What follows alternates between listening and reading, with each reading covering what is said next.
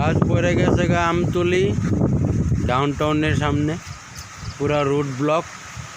কারেন্টও block, current তো নাই ওই রোডও ব্লক, কারেন্টও ব্লক, এভরিথিং ইজ ব্লক।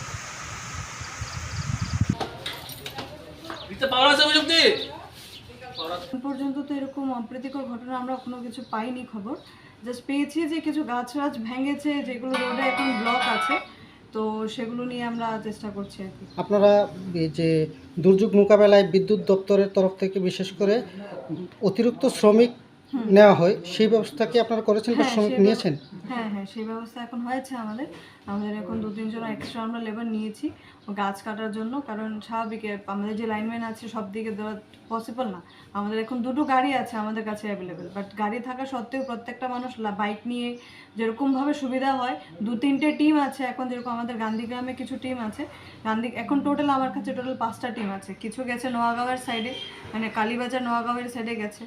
কিছু আছে গান্ধীগ্রামের সাইডে, তো সব মিলিয়ে আমরা যথেষ্ট পরিমাণে চেষ্টা করছি এই জিনিসটা যত তাড়াতাড়ি সম্ভব বিদ্যুৎ পরিষেবাটা চালু করার জন্য। এলাকাবাসীর উদ্দেশ্যে আমার এটাই অনুগ্রহ প্লাস মানে রিকোয়েস্ট থাকবে একটা, যে প্লিজ আপনারা একটু ধৈর্য ধরুন, আমরা যথেষ্ট পরিমাণে চেষ্টা করছি যে যত তাড়াতাড়ি সম্ভব আমরা বিদ্যুৎটা দিয়ে যাওয়ার, কারণ আমরা সেটা অবশ্যই বুঝতে পারছি যে কালকে থেকে কারেন্টটা নেই, প্রত্যেকটা মানুষের বাড়িতে জল সবথেকে বড় প্রয়োজনীয় জিনিস, সেটা নিয়েও অসুবিধা হচ্ছে, তো সে কারণে আমরা যথেষ্ট পরিমাণে চেষ্টা করছি আজকের মধ্যে।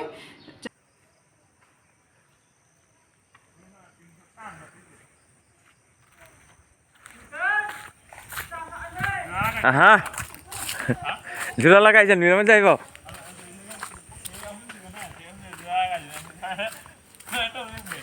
সিপাহাই না শিল্পী আমার কাপ শিরোখন দে